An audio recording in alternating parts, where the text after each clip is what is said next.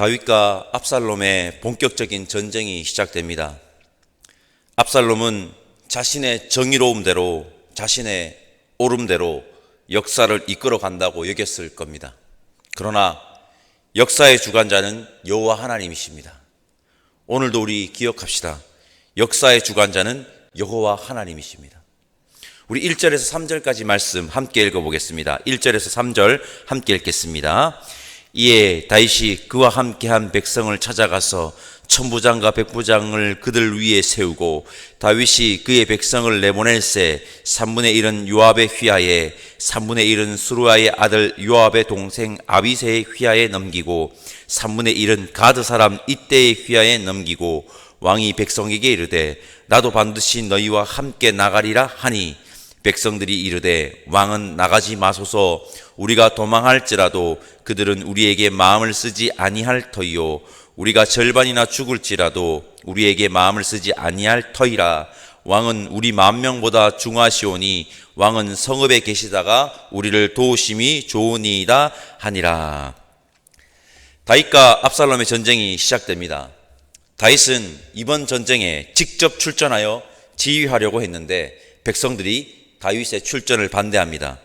그들이 다윗의 출전을 만류하는 이유는 타당합니다. 누가 이스라엘의 왕이 되느냐의 싸움에서 다윗이 전사를 하면 전쟁의 명분은 사라지니 이번 전쟁의 핵심은 다윗이 죽느냐 압살롬이 죽느냐인 겁니다. 오늘 본문의 직접적인 이유를 밝히고 있지는 않지만 한 가지 이유가 더 있는데 다윗의 마음이 약해져서 이번 전쟁을 망칠 수도 있기 때문입니다. 5절에서 다윗은 출전한 군대 장관들에게 젊은 압살롬을 너그리 대우해 달라고 요청하는 장면이 있습니다. 압살롬의 군대와 다윗의 군대의 군병력은 얼마만큼 차이가 났을까요? 모르긴 해도 병력의 수는 압살롬이 압도적이었을 겁니다. 그런데 이번 전쟁이 평원이 아닌 수풀에서 진행됩니다. 전장이 수풀입니다. 제가 6절 말씀 읽어보겠습니다. 이에 백성이 이스라엘 치러 들로 나가서 에브라임 수풀에서 싸우더니. 다윗과 압살롬이 전쟁을 시작했는데 전장이 에브라임 수풀입니다. 이 말은 무엇이냐? 다윗의 군대보다 훨씬 더 많은 압살롬의 병력은 아무 소용이 없다는 것을 뜻하는 것입니다. 여러분, 제가 아주 중요하게 여기는 것이 있습니다. 그리고 자주 말씀드렸습니다. 또 말씀드리겠습니다. 이것은 우리의 삶에 아주 중요한 것입니다. 우리의 인생의 승패는 적군이 강하냐 약하냐에 있지 않습니다. 나의 힘이 강하냐 약하냐에 있지 않습니다. 하나님과의 관계에 있음을 여러분 명심하셔야 합니다. 오늘도 보십시오. 압살롬의 압도적인 군병력은 아무 소용이 없습니다. 이 전쟁이 하나님의 역사임을 증명하는 구절이 있는데 바로 8절 후반부 그날에 수풀에서 죽은 자가 칼에 죽은 자보다 많았더라. 압살롬의 병력 중 20,000명가량이 죽었는데 수풀에서 죽은 자가 더 많다고 합니다. 우리의 인생의 승패는 적군이 강하냐 약하냐에 있지 않습니다. 나의 힘이 강하냐 약하냐에 있지 않습니다. 하나님과의 관계에 있습니다. 우리 9절 말씀 함께 읽어봅시다. 9절 함께 읽겠습니다. 압살롬이 다윗의 부하들과 마주치니라. 압살롬이 노새를 탔는데 그 노새가 큰 상수리 나무 번성한 가지 아래로 지날 때에 압살롬의 머리가 그 상수리 나무에 걸림에 그가 공중과 그 사이에 달리고 그가 탔던 노새는 그 아래로 빠져나간지라. 권력의 1인자를 꿈꾸던 압살롬은 전사하는데 압살롬의 머리가 나무에 걸리는 바람에 압살롬은 요압에 의해 죽음을 맞이합니다. 압살롬의 머리에 대해 언급한 구절이 있습니다. 제가 사무엘하 14장 25절과 26절 말씀 읽어보겠습니다. 온 이스라엘 가운데서 압살롬같이 아름다움으로 크게 칭찬받는 자가 없었으니 그는 발바닥부터 정수리까지 흠이 없음이라. 그의 머리털이 무거움으로 연말마다 깎았으며 그의 머리털을 깎을 때에 그것을 달아본 즉 그의 머리털이 왕의 저울로 200세겔이었더라. 압살롬은 자신의 자랑거리인 머리가 상수리 나무에 걸려 옴짝달싹하지 못하는 처지에 처합니다. 자랑거리가 자신을 큰 위험에 빠뜨리는 것이 되어버린 것입니다. 자랑거리가 우리를 옴짝달싹하지 못하게 만들 수도 있고 우리를 위험에 빠뜨릴 수도 있음을 여러분 기억합시다. 그리고 혹시 나는 지금 무엇을 자랑하고 있는지, 그 자랑거리에 혹시 묶여 벗어나지 못하고 있지는 않은지 한번 돌아봅시다. 여러분, 바울은 이렇게 고백합니다. 예수 그리스도 십자가 외에는 결코 자랑할 것이 없다. 우리 역시 바울처럼 십자가만 자랑함으로 묶이지 말고 자유합시다. 압살롬이 상수리 나무에 걸려 옴짝달싹 못하는 것을 보고 군사 한 명이 요압에게 보고합니다. 요압은 왜 죽이지 않았냐고 나무라지만 그 군사는 자신은 그 일을 절대 할 수 없다고 합니다. 왜냐? 다윗이 군대 장관에게 압살롬을 너그리 대해 달라고 했던 부탁을 알고 있었기 때문입니다. 요압은 압살롬이 있는 곳으로 곧장 달려가 압살롬을 죽입니다. 요압은 여러분 그것이 옳다고 판단했을 겁니다. 다윗이 부탁했지만 요압은 압살롬을 죽이는 것이 옳은 일이라고 자신이 판단하고 다윗의 부탁을 무시한 채 압살롬을 그대로 죽입니다. 여러분, 우리에게 요압과 같은 모습은 없습니까? 하나님의 명령임에도 불구하고 자신의 판단에 그 일이 옳다고 판단되니 하나님의 명령에도 아랑곳하지 않고 무시한 채 자신의 판단에 옳은 대로 행동하지는 않습니까? 우리를 한번 돌아보면 좋겠습니다. 압살롬은 그렇게 죽음을 맞이합니다. 오늘 본문 18절을 보면 압살롬이 살아있을 때 자신의 기념비를 세웠다는 구절이 있는데 압살롬은 비참한 죽음을 맞이하였으며 시신은 비참히 돌무더기에 묻힙니다. 저는 압살롬의 죽음과 무덤이 이 세상의 권력을 추구하는 삶의 말로가 얼마나 허무한지 보라고 말하는 것 같습니다. 자신의 이름을 세우고 싶고 권력을 쟁취하고 싶겠지만 이 세상의 권력은 허무합니다. 여러분, 우리는 허무의 삶이 아닌 의미의 삶을 살아야 합니다. 허무의 삶이 아닌 의미의 삶을 살기 위해서는 권력을 잡으려고 하지 말고 여러분, 하나님의 권세에 무릎을 꿇어야 합니다. 우리 모두 하나님의 권세에 제대로 무릎 꿇어 허무의 삶이 아닌 의미의 삶을 살아가는 이 시대의 그리스도인들을 다 되시기를 간절히 소망합니다. 다윗의 군대가 승리합니다. 옛날에는 승전보를 사람이 직접 전하였습니다. 사독의 아들 아히마아스가 승리의 소식과 압살롬의 소식을 전하려고 자원합니다. 요압은 아히마아스에게 지금은 내가 소식을 전할 때가 아니라고 만류하였고 구스 사람을 보내 다윗 왕에게 소식을 전하게 합니다. 요압은 참 영특한 사람인 것 같습니다. 요압은 다윗을 너무 잘 압니다. 그 전에 사울과 이스보셋의 소식을 전한 자들이 어떻게 되었는지 요압은 알았습니다.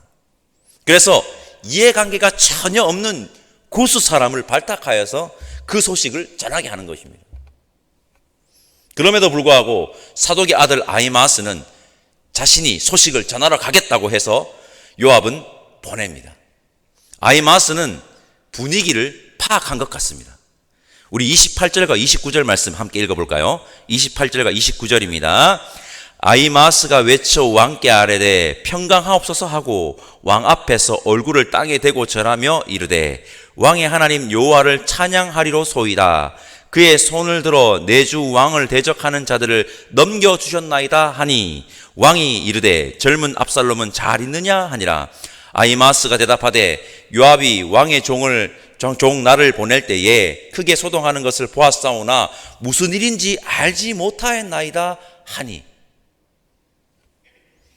아히마아스가 먼저 출발한 구스 사람을 앞질러서 먼저 도착했고 다윗에게 소식을 전하는데 전쟁에서 승리했다는 소식만 전하고 압살롬에 대해서는 자신은 잘 모른다고 합니다. 분위기 파악한 겁니다. 압살롬이 죽었다는 소식은 누가 전합니까? 구스 사람이 전합니다. 아마 요압은 구스 사람에게 압살롬의 소식을 전할 때 자신이 죽였다는 이야기를 절대 하지 말라고 했을 겁니다. 그리고 아히마아스는 의도적으로 압살롬의 소식을 모른다고 하며 발을 빼버립니다. 요압도 아히마아스도 자기에게 유리하게 작용할 소식만을 취사 선택하여 전한 것입니다. 이게 세상입니다. 이게 세상에서 들려오는 소식들입니다. 자기에게 유리하게 작용할 것들만 취사 선택되어 전해지는 소식들 속에 진실과 진리를 발견할 수 있는 영성을 소유하는 저와 여러분들 되시기를 바랍니다. 다윗은 압살롬의 죽음의 소식에 가슴 아파합니다. 다윗이 다윗 될 수 있었던 것은 아버지의 마음이 있었기 때문입니다. 아버지의 마음. 역사를 보면 권력 앞에서는 부자지간의 정이 전혀 통하지 않음을 봅니다. 그러나 다윗은 압살롬의 죽음 앞에 한 나라의 권력자가 아닌 아버지가 되었습니다. 저는 이 장면에서 하나님을 보았습니다. 하나님은 우리에게 아버지로 오셨습니다. 여러분, 우리는 긴 시간 압살롬의 반역을 보았습니다. 압살롬의 반역을 보면서 압살롬 나쁘네 하지만 우리가 압살롬은 아닙니까? 우리에게 압살롬의 모습은 전혀 없습니까? 압살롬 같은 우리를 우리 하나님께서는 아버지의 마음으로 받아주신 것은 아닐까요? 다윗은 내가 대신해서 죽었더라면 하면서 가정법으로 말하지만 하나님은 인간이 되셔서 이 땅에 오셨고 하나님이신 성자 예수님은 우리를 위해서 대신 죽으셨습니다. 다윗은 나무에 달린 압살롬의 죽음에 내가 대신 죽었더라면 하며 울었지만 예수님은 이 땅에 오셔서 우리 대신 나무에 달려 죽으심으로 사랑을 완성하셨습니다. 다윗이 다윗 될 수 있었던 것은 바로 하나님의 마음을 닮은 아버지의 마음이 있었기 때문입니다. 우리 역시 아버지의 마음이 있기를 소망하고 예수 그리스도의 사랑의 마음이 있기를 간절히 바랍니다. 성도 여러분, 하나님은 역사의 주관자이십니다. 우리의 인생의 승패는 역사의 주관자 하나님과의 관계에 있음을 여러분 명심하십시오. 자랑거리가 우리를 옴짝달싹하지 못하게 만들고 위험에 빠뜨릴 수 있음을 알고 우리는 바울처럼 십자가만을 자랑함으로 묶이지 말고 자유합시다. 권력을 추구하는 삶의 말문은 허무합니다. 우리는 권력을 추구하는 삶이 아닌 하나님의 권세에 무릎을 꿇고 하나님의 말씀에 순종함으로 의미의 삶을 삽시다. 세상의 소식들은 자신들에게 유리한 것들만 취사선택되어 전해진다는 것을 알고 취사선택된 소식들 속에 진실과 진리를 발견할 수 있는 영성을 소유하시기를 바라고 우리 모두 아버지의 마음, 예수 그리스도의 사랑의 마음을 소유한 그리스도인들 되시기를 간절히 소망합니다. 기도하겠습니다. 하나님, 오늘 믿음의 사람들이 하나님 말씀 앞에 섰습니다. 우리가 인생을 살아갈 때 역사의 주관자 여호와 하나님이심을 기억하게 하여 주옵소서. 그리하여 세상의 권력과 세상의 이치에 순응하고 적응하는 자들이 아닌 하나님의 권세에 하나님의 말씀에 무릎 꿇고 순종하는 자 되게 하시고 무엇보다 하나님의 마음을 소유하여 예수 그리스도의 사랑을 전한 자 되게 하여 주옵소서. 감사드리며 예수님의 이름으로 기도드립니다. 아멘. 하늘에 계신 우리 아버지의 이름을 거룩하게 하시며 아버지의 나라가 오게 하시며 아버지의 뜻이 하늘에서와 같이 땅에서도 이루어지게 하소서. 오늘 우리에게 일용할 양식을 주시고 우리가 우리에게 잘못한 사람을 용서하여 준 것 같이 우리 죄를 용서하여 주시고 우리를 시험에 빠지지 않게 하시고 악에서 구하소서. 나라와 권능과 영광이 영원히 아버지의 것입니다. 아멘.